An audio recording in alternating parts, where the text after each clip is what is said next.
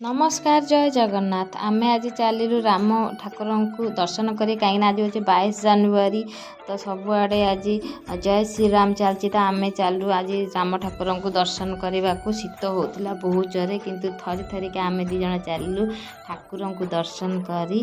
किंतु से पहुँचला बेलू देखिलु राम मंदिर एत भिड़ होती आम माने भीतर को तो जावा संभव हो पारानी कारण आम 8टा बेले जाइलु तो बाहर ठाकुर को मुंडिया मारिकी पलि आसलु तो देखु से केते सुंदर सजाई आसला बेले